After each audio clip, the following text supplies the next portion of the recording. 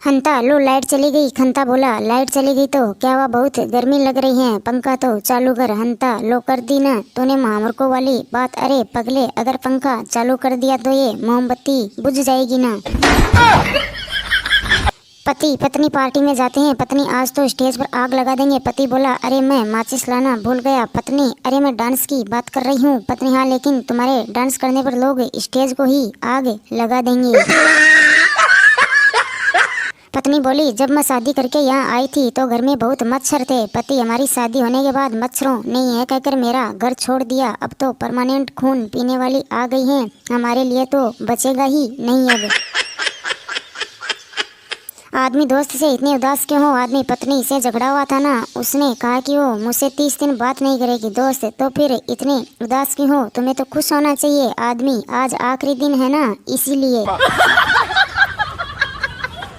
पत्नी से तंग आकर पप्पू तलाक के लिए कोर्ट में गया। पप्पू जज से सर मैं अपनी बीवी से खुश नहीं हूँ। जज पप्पू की पत्नी से बोले आपका पति आपसे खुश क्यों नहीं है। पत्नी जज साहब सारा मोहल्ला खुश है, बस यही नखरे कर रहे हैं।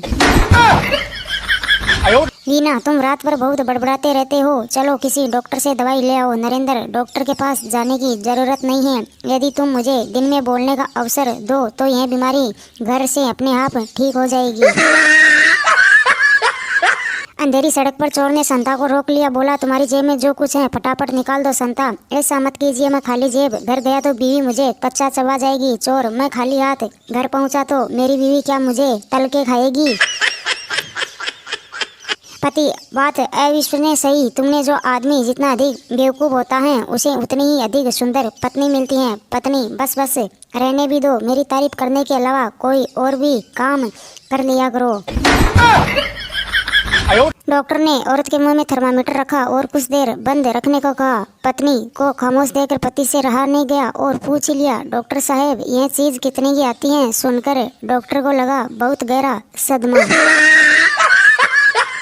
एक पत्नी ने अपने पति को याद दिलाया अजी सुनते हो क्या, अपने मेहमानों को कुछ ताज़ा चीज नहीं दोगे। पति तपाक से पत्नी से बोला क्यों नहीं, सामने की खिड़की खोल दो, उसमें से हमेशा ताज़ा हवा आती है।